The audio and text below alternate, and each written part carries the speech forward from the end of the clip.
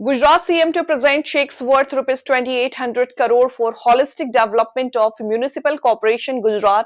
Chief Minister Bhupendra Patel will distribute checks worth rupees 2,800 crore in Ahmedabad on December 17, 2025 at 3 p.m.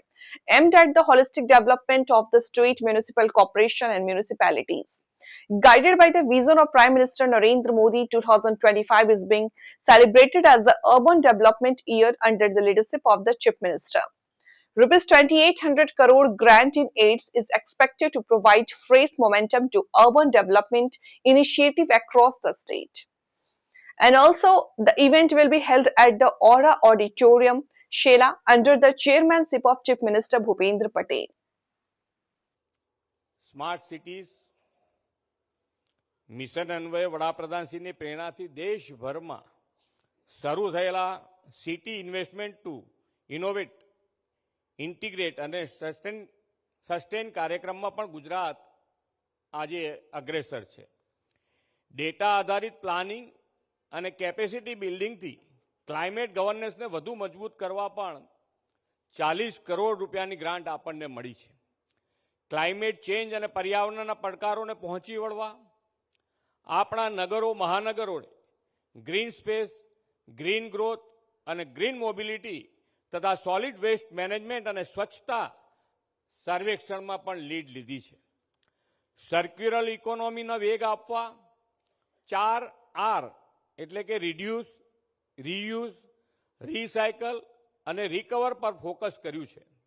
આપણા 6 શહેરો સ્વચ્છ સર્વેક્ષણમાં નોંધપાત્ર પ્રગતિ કરી અને રાષ્ટ્રીય સ્તરે ગુજરાત 3જા સ્થાને પહોંચ્યું છે. આ લીગસીને આગળ વધારતા સોલિડ વેસ્ટ મેનેજમેન્ટમાં પણ આપણા બધા શહેરો હજુ લીડ લેવાની છે. સ્વચ્છ ભારત મિશન 2.0 અંતર્ગત લગભગ 95% પડતર કચરાઓનો નિકાલ કર્યો છે. શહેરી વિસ્તારોમાં વોર્ડ દીઠ કચરાનું સેગ્રીગેશન કરીને 100% સેગ્રીગેશન સુનિશ્ચિત કરવાનું છે. નગરપાલિકાના વીજ બિલમાં બચત થાય તે માટે ગ્રીન ક્લીન સોલાર એનર્જી વ્યાપક ઉપયોગ બધી જ નગરપાલિકામાં થાય તે જરૂરી છે.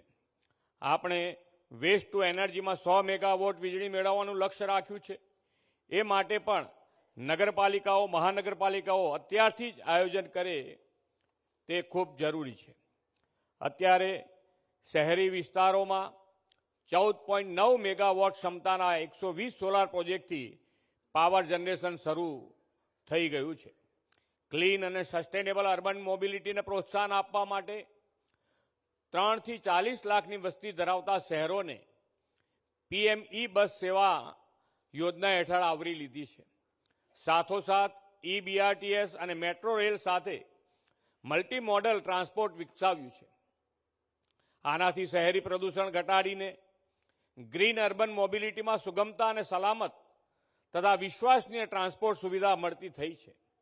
વડાપ્રધાન શ્રી મોદી સાહેબે 2070 સુધીમાં નેટ ઝીરોનું જે લક્ષ્ય આપ્યું છે તેમાં વર્ષે 1 લાખ ટન કાર્બન ડાયોક્સાઇડ ઘટાડીને ગતિ આપવા બસ સેવા મહત્વપૂર્ણ બનશે. વડાપ્રધાન શ્રી મોદી સાહેબ 2047માં દેશની આઝાદી સુધીમાં ઇન્ક્લુઝિવ ગ્રોથથી વિકસિત ભારતનો સંકલ્પ કર્યો છે.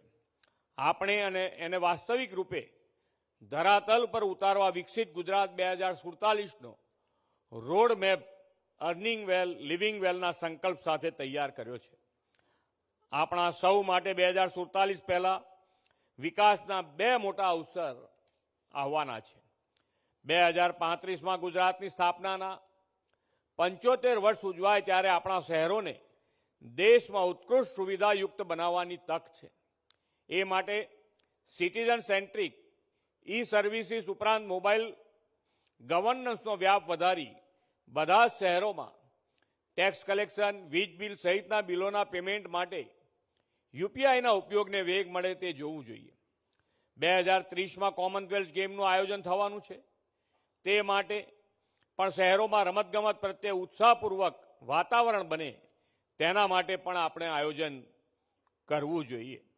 વિકસિત ભારત 2047 અને આત્મનિર્ભર ભારતમાં આપણે વડાપ્રધાનશ્રીના દિશાદર્શનમાં વિકસિત આત્મનિર્ભર ગુજરાતથી અગ્રેસર રહેવાનું છે.